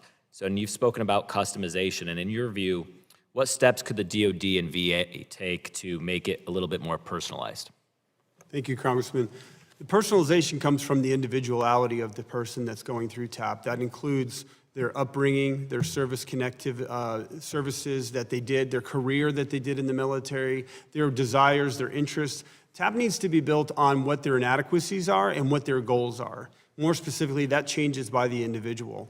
So the individual, that's the problem, but with AI today and the ability to consume lots of data and being able to build a roadmap, we like to build a custom curriculum per individual that specifically focuses on 5-year goals, what their career in the military was, what their weak points are, what their strengths are, so that they can have good job placement, but they can also work on what they're struggling with. If they've got weak financial viability, they need to have put together a program about budgeting, financial saving, credit repair. All of these things are required prior to discharge. If you try to get an apartment or a home after military service and you've got bad credit, that's going to be a real problem. And so that's the goal of financial literacy is a very, very strong component to individualizing everybody's transition. Yeah, I like that. And I think a lot of the innovation comes to the private sector, so keep it up. And another question, Mr. Loomis, I'm also concerned about the classroom approach and how it fails to resonate with a lot of the transitioning service members. How do we bridge that civilian-military gap, and what would a technology-enabled TAP program actually look like on the ground? So on the ground, Thank you, Congressman, for the additional question. On the ground, it's more about partnerships. So we're working with the Medal of Honor Museum in Arlington, Texas. We're working with, popular podcasters that are out there, Mr. Ryan, who is obviously a Navy SEAL as well, to really personalize the experience where these are service members talking to future veterans. That connectivity of personalizing it, getting, digital learning is different today than it was 25 years ago. People are looking at 5-minute clips of video to gather and consume the data rather than reading a chapter of a book. And so you have to kind of keep up with time. So on the ground, it's about building that digital platform to be able to have, one, the content that is changing to the market. We cannot sell and teach based on PowerPoint anymore. People will lose their attention. They'll be thinking about what they want to do tomorrow. So more importantly, it's about staying relevant with data and then obviously good stakeholders, human effect. We don't need AI teaching everybody everything. We really need to have good content from video creators and obviously social media platforms. Very good. And Ms. Burgess, I got a question for you. In your testimony, you mentioned that a majority of the potential employers believe that veterans need more training or additional education on soft skills before they are ready to maintain a career in the civilian sector. Can you elaborate on that and how we can better prepare the soft skills aspect of it? Sure, thank you for the question. Essentially, it comes down to translating the skills that they had in the military into more civilian speak. So communication skills is often considered the first or most principle of this in terms of how do you do an interview, how do you present yourself in an interview, in a civilian interview, elaborate about your personal characteristics and what you bring to an employment location. Very good. I know there's a lot of foreign investments coming to the United States, and every single one of these companies that have met with me, I encourage them to hire Americans and hire veterans specifically, because there's always, they always mention the challenge of our workforce, but I know the veterans are the hardest workers. As the chairman said earlier, they show up on time, they're disciplined, and I think they make the best employees. And with that, Mr. Chairman, I yield back. Representative Sheffield-McCormick, you are recognized for 5 minutes for question. Thank you so much, Mr. Chairman, and thank you so much for your service and being here and helping our veterans. We've talked extensively about the TAP program and the problems with it, but I wanted to take a deep dive into some of the services that you provide, especially some of your software. Now, we know the most critical thing is connecting our former service workers into jobs that they want and where they can leverage their talents. So my first question is for Mr. Loomis. I understand that your company is currently designing and testing a product that helps transitioning service members to identify employers that want to hire our veterans. Can you walk us through the product and what has the preliminary feedback been from our veterans and also the employers? Thank you, Congresswoman. The preliminary feedback is that it's a high-speed solution right now, and it's customized. So transition is a very tricky thing because everybody's transition is different, right? Some might going through it with no financial literacy and no financial stability. And I think the institutionalization that happens when you're a service member, we take for granted that we're being paid, fed, and housed without thinking about it. No matter what problem comes up when you're military service, you have a chain of command that will help you solve that problem. And I think with transition, it's really preparation. Do people and individuals going through the service, through the TAP program as service members, do they understand those differentiations that you're going to have to provide for yourself, you're going to have to feed yourself, you're always going to have to house yourself? And I think we take that for granted, even for myself. It was a big change to make that. And so the feedback that we're receiving is the individuality that comes from everybody's situation is different. And it should start 12 months prior to discharge, because if someone has made a bad loan when they were young and they didn't know that 30% loan that they didn't pay ruined their credit, that's going to be a problem when they're in the civilian world. And it takes time, as we all know in this committee, to repair your credit. So the time and the accessibility of solutions that is key. And so that, with technology, we can connect those dots. We connect with partners that are on this panel as well. Now, with looking at that feedback, is there any recommendations you would make directly to Congress that we can institute to help you also in your feedback and what you're finding to help our soldiers transition? Yeah, the 12-month requirement. I also think that one day, one or a few hours a week per command endorsement. We find that a lot of commands don't really support the TAP program because the individual might be a high performer, and that individual then doesn't really get any time off. They kind of leverage them to the day they get off. And I think that it would be important that every command in the U.S. military endorses and supports an individual spending and doing their TAP. They really need to back them in that second transition from the first. And I don't think that's happening today. I think that the command sometimes will just disregard that as not important compared to the mission itself. Now, has there been any negative feedback that you've gotten from your application? No, the only negative feedback is when can we have more features? Everybody's pretty impatient with when can you have more stuff in your product roadmap come online? Well, one of the biggest complaints I hear from my veterans in my district is that the military assumes they want to continue the same or similar jobs that they've been doing when they were civilian workforce. Is there a filter that helps matches them? Because they might have other talents that they would like to explore. How are you actually bridging that gap for our veterans who feel that way? Yeah, and that's the partnership with Heroes for Hire, and also there's another company called Opline that actually does the matching. And the other thing is a lot of veterans and service members don't realize that you can also contract back to the military for your same job. And so there's an opportunity, if you have a very specialized skill set, like working on certain aircraft that only the military has, there's contracting opportunities for those individuals to continue their service in the civilian world. And so another question that I get also is that we hear a lot about how veterans are being exploited for a profit by claim sharks. How does the TurboVets product prevent veterans from the predatory practices of claim sharks, and what safeguards are in place to prevent the claim sharks from accessing this product? Thank you. That is our number one driver, is to eliminate the vulnerability that exists with veterans that don't know that there's free help out there. There's good help with the the Disabled American Veterans, American Legion, the VFW, all have VSOs, and the County Veteran Service Officers, Texas Veterans Commission, all have free services to help these veterans. So our goal is to build a shielded environment. We are shielded from access of anybody of a claim shark. For example, we work with a company called ID.me, which all veterans are familiar with. We use it to log into va.gov. Blake Hall is a very good friend. We only allow veterans or validated individuals, including accredited agents or VSOs, access to our platform. So there's no cross-selling, there's no poaching, there's no manipulation. Our goal is to eliminate the claim shark business whatsoever, altogether in its entirety. There's no need for veterans to be giving up their compensation for getting their forms filled out and for the proper things done. Well, thank you so much. My time is up, and I yield back. Representative Kiggins, you are recognized for 5 minutes. Thank you, Mr. Chair, and thank you to the witnesses for giving us your time today and sharing how Congress can help the men and women who served our nation transition into civilian life more easily. As a Navy veteran, the wife of a retired Navy veteran, and the representative who represents a very large veteran population down in Hampton Roads, Virginia, I understand the challenges service members and their families face when transitioning from a mission-driven career into everyday civilian life outside of the uniform. I hear it time and time again, just when I'm out and about in the community, about the challenges just of leaving service and leaving that really the job we do every day and taking on a new life. So they're very communicative, and I appreciate just being part of the solution. So thank you for your work. It's estimated that 200,000 service members transition from the military into civilian life each year.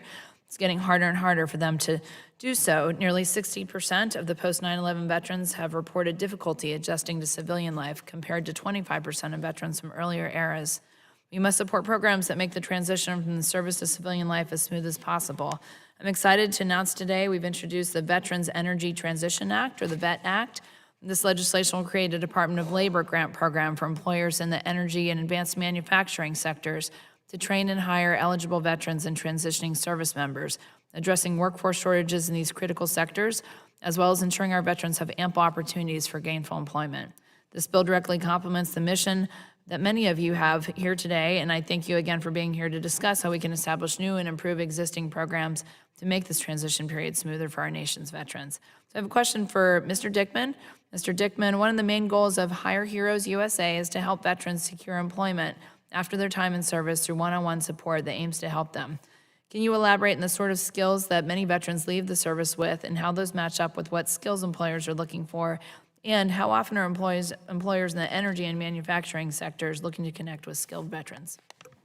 Thank you so much for the question, Congresswoman. One of the things that we've learned and learned through our partnerships with McKinsey as well is that junior enlisted and enlisted service members have really strong represented technical skills that employers make hiring decisions off of really quickly. So in the manufacturing sector, in the logistics sector, in the healthcare sector, and in the energy sector, Anything dealing with manual labor or cyber, IT, those inform hiring manager decisions, and those enlisted service members get hired on those skills really quickly. Where they tend to struggle is that their leadership or personal or soft skills aren't as recognized as much, so they struggle to be upwardly mobile within those organizations. More senior service members, their leadership skills, decision-making, product management, program management, those are more recognized and are way more into hiring manager decisions for those more senior and executive type of transitioning military. But they're not often hired on technical roles in those types of industries. Great, we'll continue to work on that. And during a service member's transition, what does this period look like for the family, and how does Hire Heroes USA make the families of service members leaving the military just help them to make the adjustment as well? And thank you for the continued question, Congresswoman. It's extremely stressful on the family. Not only is the service member leaving that culture that they're part of, but the military spouse and children are leaving that tight-knit community as well. We do work with military spouses. Any military spouse, regardless when they met their partner, if they're still partnered with them or not, any marriage to a service member affects the career trajectory of that spouse and has long-term effects. We encourage military members that we're working with to have their partner or spouse sign up with us as well for continued career support, especially if they're moving to a new area. And we're happy to say that a lot of our referrals come from partners of an already existing client. Great, thank you for that. As a military spouse, that's important, and as a mom to future veterans, I know that will be important to them as well, so thank you for that work. And last question for Ms. Burgess. Ms. Burgess, in your testimony, you noted that around 200,000 service members exit the military each year, as well as that there are around 45,000 registered veterans service-focused nonprofit organizations. That is one nonprofit for almost every 4 veterans. The issue is obviously not with the amount of organizations, but rather access to or the coordination of programs. So how can government agencies better focus on employment services for veterans to create a more efficient experience? How can we streamline the existing landscape to perhaps put things more in one place? I'll echo some of the other witnesses on this testimony. I think that it comes down to public-private partnerships and leveraging what each side is doing best. But I think more importantly is we need to start with measuring outcomes, not outputs, and that's something that is directly something that Congress can mandate for all of these VA programs. We're not going to know what works best unless we know what the outcomes are. And to know what the best outcomes are, first we have to determine what it is that Congress wants out of all of these programs. Thank you. We'll continue to do our part as well. Thank you so much, and I yield back, Mr. Chair. Thank you. So Representative Schiffis McCormick, is there any closing statement you need to make for the? All right, then. First off, I want to say thank you to our witnesses. As you know, this is a very important issue to each of us on this panel. Sometimes I think we should stay focused on the issue out here than bringing up the other issues around that kind of cause havoc in that. Let me say this, that I would agree with the ranking member in his statement earlier that regardless whether Republican or Democrat, whichever administration's there, it has been difficult to get the DOD to communicate with the VA on this issue. I'm hoping that we are working with the administration to try to find that common ground. Remember DOD, and when I look at our veterans that are sitting at the table there, remember DOD's job is to put a bullet down range or support those who do. And trying to find that window and trying to convince commanding officers that how important the TAP program is a challenge for all of us. And we want to make sure that we do that in a way, as I explained in my opening statement, that it's got better, but by no means are we done yet, okay? It is vitally important. I've watched my own nephews, grandson go through this. I was blessed in the fact that I went home to a family business, knew what I was going to do, and believe me, by the time this will stick into your mind, by the time I had my mullet and curly perm grown out, I had already transitioned no problem, but not everybody does that, okay? And we need to make sure the TAP program is there and that our military personnel are advised, and I also want to bring up that, when we went out and visited the TAP program in 29 Palms, one thing that they did that was very wise is they did bring the spouse in, because quite often our military personnel, when they're getting ready, especially junior, if they're married, if they're getting ready to leave, they're just wanting to get out. Their spouse quite often is more worried about the landing zone than they are.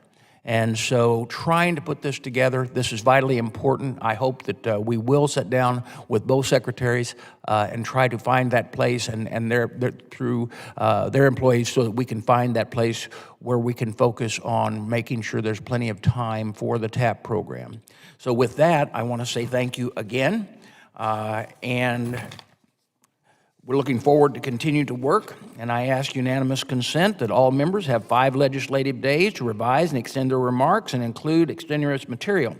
Hearing no objection, so ordered. The hearing is now adjourned.